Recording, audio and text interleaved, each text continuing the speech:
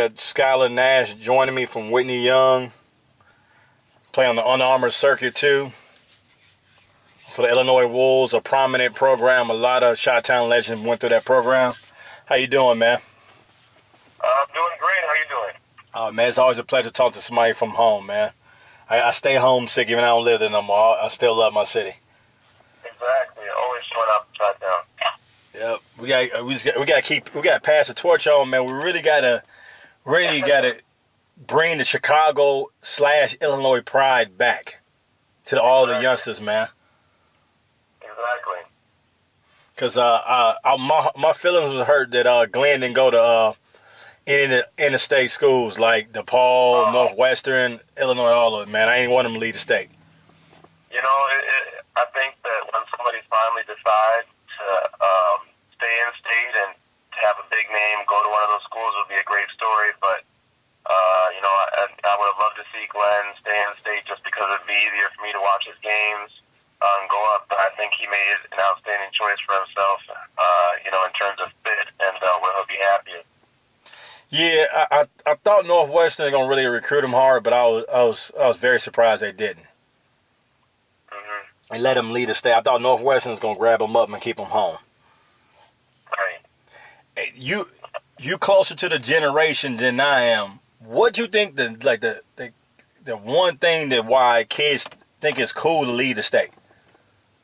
I don't think that it's a matter of people thinking it's cool. I think guys are just most worried about you know, finding the best fit for them. And I mean, I can't speak for anybody in terms of guys who have turned you know, Illinois or DePaul or Northwestern down. But for me, in my mind, I guess they just really thought that the best place for them to develop basketball players and students and as men would be to get out and get somewhere out of state. And I don't think that's really a knock on Illinois or, you know, any of the Chicago or Illinois programs. I think it's just in terms of guys trying to find the best fit for them, and you know, apparently they didn't think that was staying home. I got a follow-up question to your response. We make Iowa State, and you feel the same way about Iowa State that you feel about any of the interstate schools. It's a deadlock. Would the home schools break the tie because it's home?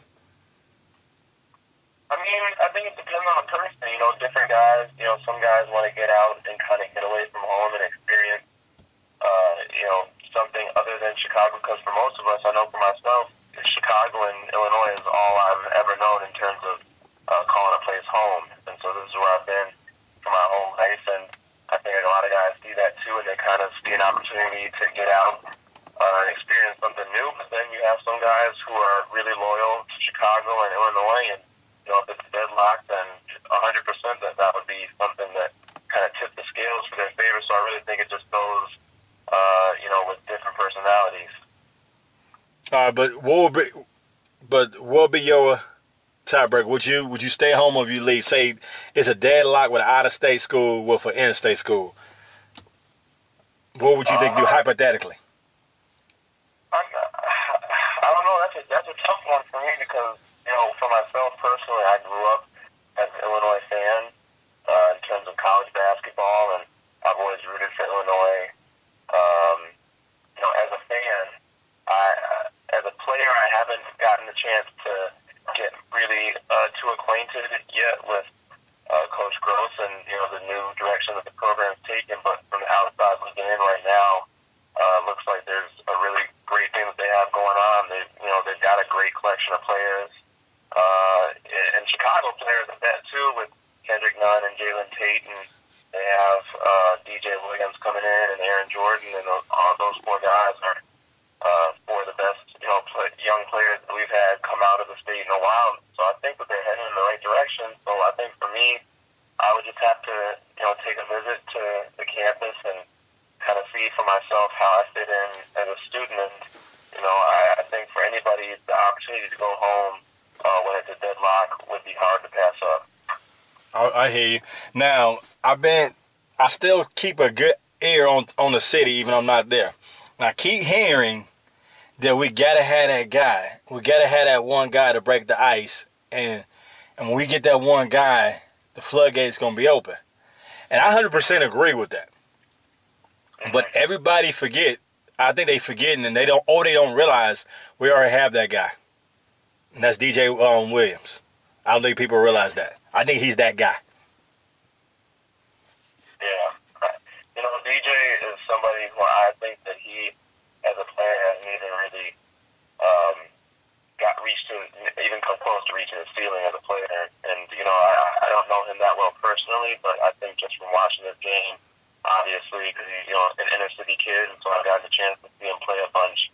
And he's got, all the tools you can ask for in terms of a wing. So I think that's a great get for them. And hopefully for the school, just as a fan, looking on the outside in, I hope they get more guys coming in. I hope that he can, start a trend with Chicago guys to, make it cool again to stay in town and, make that more of a tiebreaker for a lot of guys. Yeah, that's little Rudy there, what I call. He remind me of a young Rudy Gay. So I'm going to transition. I know we've been talking about Chicago stuff, been talking about DJ. And so I'm going to transition into, how does your summer and spring go? Well, I think I had a really successful summer and spring. Unfortunately, I had to miss out on the last part of the July evaluation period with a high ankle sprain. That I think, as a player, I went out there and kind of just showed what I had to offer. I think that I had struggled throughout the school season, just kind of getting acquainted because I never really got in rhythm. Missed a lot of time with an injury in the middle of the season to in the beginning of the season. So it was kind of something where I didn't really ever get a chance to kind of get into the full swing of things, just in terms of my play on the court. So I think it was important for me to kind of go out this summer and show that I still have continued to improve as a player and kind of capitalize on all the ground that I made playing on 15U, and I think I did that. How was your Wisconsin visit? Oh, it was outstanding. I had a lot of fun, and it was a special trip for me because that was my first time down in Madison. But Madison is a city where my mom's side of the family, they have a lot of history there in terms of my grandparents lived and worked there for a long period of their lives, and my mom attended a semester at Wisconsin before transferring out. So they're very familiar with the area and the school. But for me, it was my first time getting down to Madison and getting onto campus and being there. But I really enjoyed myself just getting to talk with the assistant coaches and Coach Guard and to see the fans and to see their facilities. It was extremely impressive. I can see you going there. I can see you fitting in real good there. I can see them using you very well. Another question, do you feel that you feel overlooked in your state or underrated? Yeah, I mean, I try not to get too much into, the rankings, and everybody has their top fives and top tens, and, everybody wants to make a list of guys they think, but I know in my mind that I can compete with anybody in the state, and, I definitely think that part of the reason why you could say I've been overlooked up to this point is just because last season, where a lot of guys really made their marks in my class in terms of school basketball, I wasn't really able to do that because I didn't get to really get into the rhythm of the game with our team, and so I think that really feeds into it. But like I said, this season I just want to go out there and let my game talk for itself, because I can talk all day about if I think I'm better than so and so, and I think I should be ranked number one in the state or blah blah blah blah blah. But at the end of the day, none of that matters unless I'm producing on the court. So that's really what I'm focused on. Okay, it's a pleasure having you on, man, and doing the interview, man. Appreciate everything, man. You want to send us out on the outro?